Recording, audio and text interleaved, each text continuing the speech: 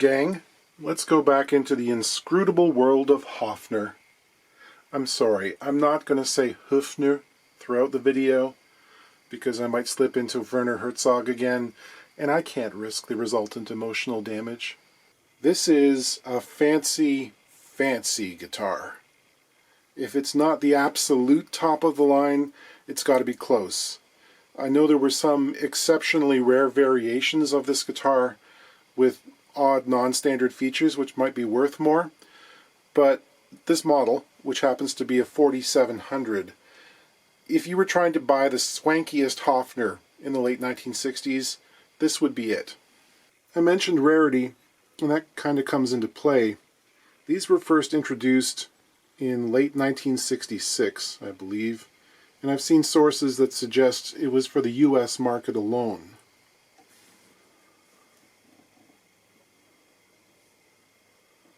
It's a thin line, like a Gibson ES model, and it's essentially a thinned down version of the Hofner top of the line full depth jazz box, the Golden model, which was no longer in production by the time this came out, interestingly. It went through a bunch of different changes through the years into the 70s, but the materials and cosmetics were pretty much continuous. It's got this funky double-bound purfling scheme, such exuberance. The back and sides are this absolutely gorgeous, tightly flamed maple. They also have this ornate fleur-de-lis type thingy inlaid into the back here, which is kind of reminiscent to ornamental purfling on some old violins, Brescian school, Maggini, those guys. It's pretty slick. Being made for the US buyers, it occupies kind of an odd stratum in the market because this is not cheap. And if you were, say, a semi-pro player in 1968, are you going to spend your money on a top-of-the-line Hofner? Or you may be going to stretch a bit and go for the Gibson or Gretsch, maybe, which were more recognizable and had more famous players associated with them. So perhaps for that reason, these are not that common. This one is not totally clean, as the vintage dealers like to say. It's got a lot of wear, and it's been worked on. Someone at some point decided that they'd rather have the jack facing forward and be able to plug in from the front of the guitar, so this hole was drilled, grown. This also seems to have had some neck work done to maybe try and improve the angle, but that seems to have gone terribly wrong because the angle is not great and the bridge is bottomed out as low as it'll go. There's a hole here in the end of the heel which houses a non-original screw, and someone has come along and melted in a bunch of repair lacquer stick into this gigantic gap between the end of the heel cap and the body here. This would suggest that, you know, if this was a neck reset, it got glued on in the wrong place, and they didn't go back and try and fix it a second time. So that makes this a little scary for me, because I have to try and fix the fix, as it were, take this neck off again. I've mentioned it countless times at this point that the Hofner neck joint is not a simple dovetail. It's more like a violin attachment. There's a lot of surface area here to accept the glue, and it all needs to be heated up at the same time to allow it to move. And of course it's got all of this pearloid cellulose binding around it, which doesn't like heat all that much and can sometimes combust. One other thing I'll mention right now is that at some point in its history someone really tried to buff the heck out of this thing and really clean it up using what seems to be something like a white diamond buffing compound, probably on a wheel. And if you've got a finish like this, it's really quite easy for that stuff to get down into all the little inconsistencies, spaces and nooks and crannies, and it's really hard to get out again. So just be aware. The other thing is, I'm willing to bet that this stuff came off during the buffing procedure. So I'd say be careful. Sometimes buffing a thing like this hurts it more than helps. The surface really is amazing.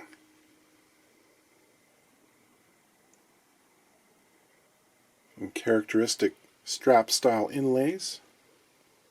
It's real pearl. What's the action like, you ask? 11/64. That is about 170 odd thousandths, 4.4-ish millimeters. Treble side, just a hair under 8/64. 120 thousandths, 3 millimeters. Neck relief would be difficult to measure because the frets seem so out of level that it's impossible. There seems to be quite a lot of it in the space between frets 2 and 5. There is a fret here that's kind of blocking things, fret 7, which seems to be higher than all the rest, so this thing is going to require a fret dress.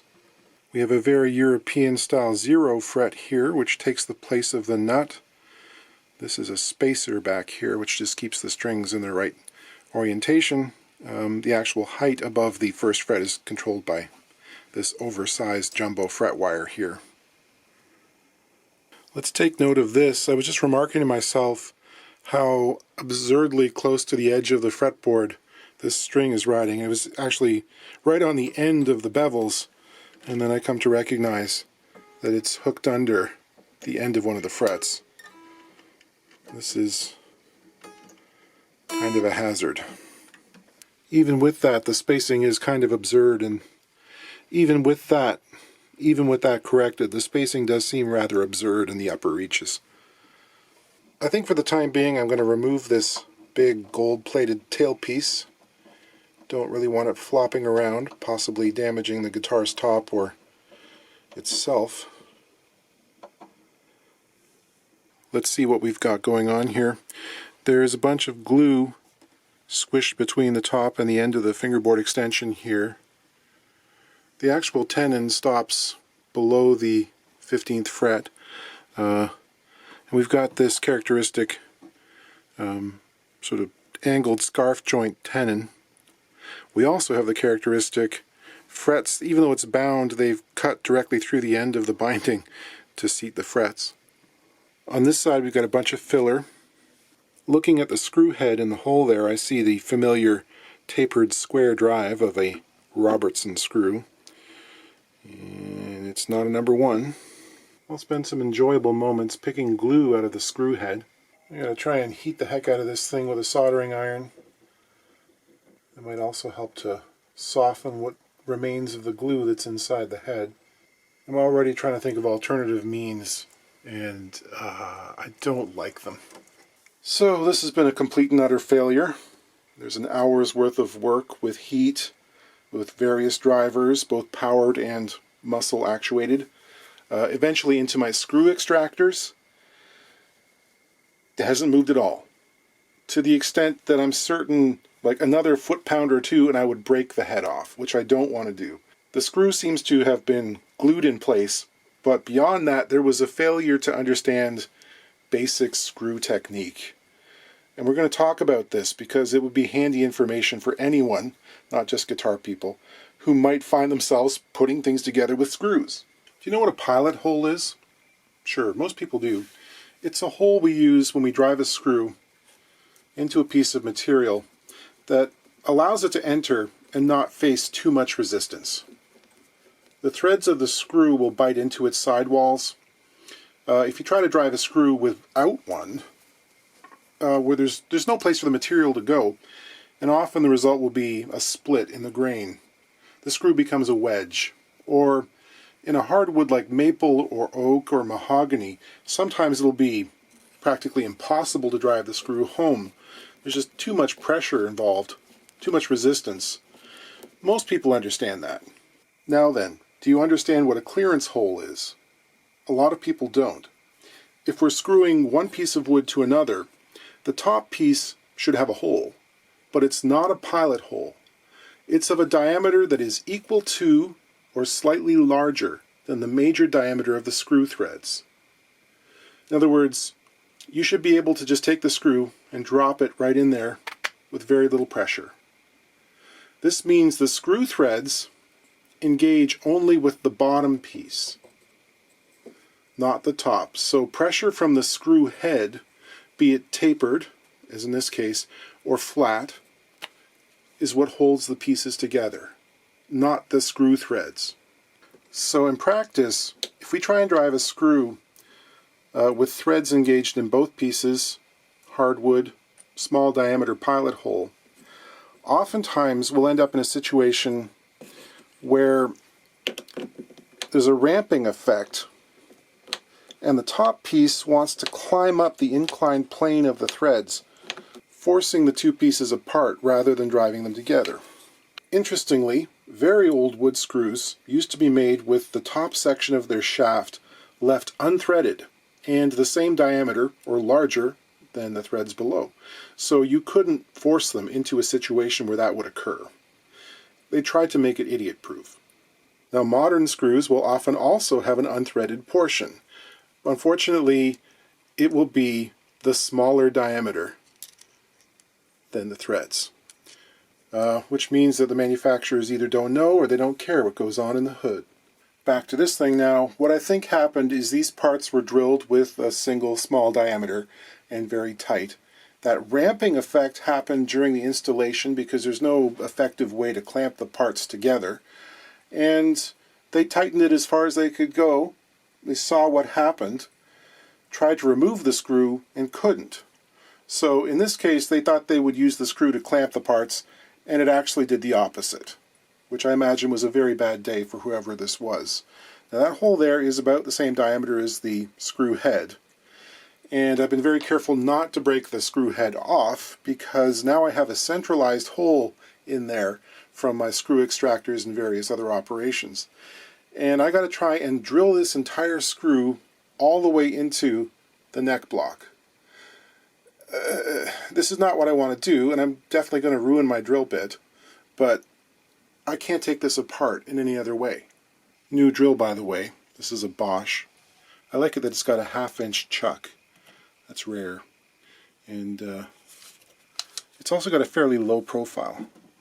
So now I got this little pilot hole in the screw, and be drilling all the way through the head, and then hopefully, because I'm using a diameter that matches the hole, I'll have a kind of pilot situation that'll let me keep going without deviating too much and drill directly through the remnants of the screw. This is going to be a long, arduous process. Yes, I suppose I could use a masonry bit or something else designed for ultra-hard materials, but I don't possess one, and I don't feel like spending $39 for a drill bit I'm going to use one time. I do have this drill sharpener though, so standard twist bit it is, and continuous sharpening. It is really a bit silly, but I did manage to get through the head and down to the wood, at which point things started to wander in a way that was making me very unsatisfied. So this is becoming, if not a nightmare, certainly a protracted battle. I think I want to look inside the guitar at this point and see if there's evidence of how long that screw is. You know, it might be that I have to drill all the way through the block to get it out of there. And at any rate, I'm not going to be able to drill through its entire length with my current tools, because that screw is hard enough that it's just sending the bit offline. And if it goes too far in any direction, it'll, keep me from being able to center on the screw or be able to remove it at all. You can see that I've put some tape on the pickups, and I'm glad I did, because some steel shavings have landed on there. I don't want those scratching up the gold. That's the other thing. The customer decided to have the pickup covers and tailpiece replated before the instrument is even playable, which suggests a level of cosmic optimism I wish I could access more often. Let's dive down into the fascinating depths. You can see the switch there, and we'll pan over to the head block, and oh, that is the end of the screw protruding. Joy. I'm planning on using a technique I first heard about through Frank Ford, now dearly departed. He described making custom plug cutters using brass tubing, just filing teeth into the ends of them, and not even that precisely.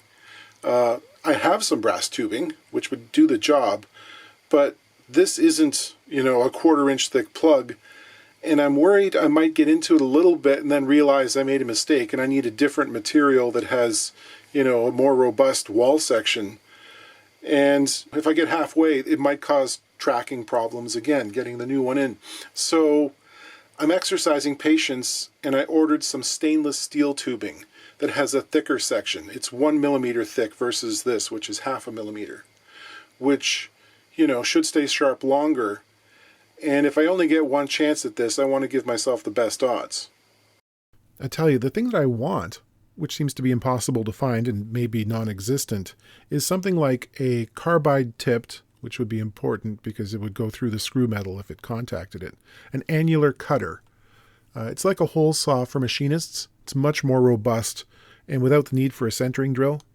You got a little pinpoint thing there that you start off with and you can remove it. So there's a hole down the center. 3/8, 9 millimeters would be ideal. The problem is these are made with 3/4 inch shanks on them. It's called a Weldon shank. It's like 19 millimeters, so they're pretty wide.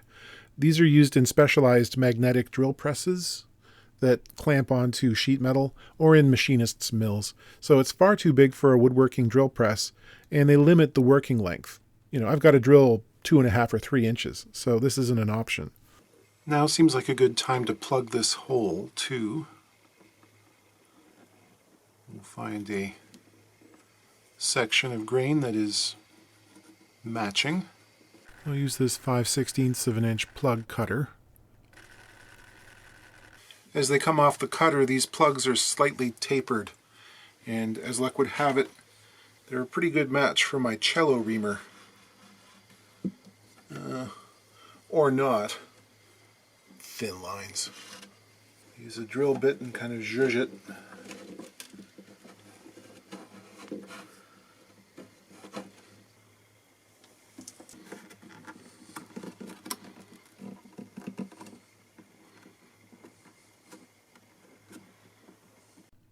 I'll pare away the excess.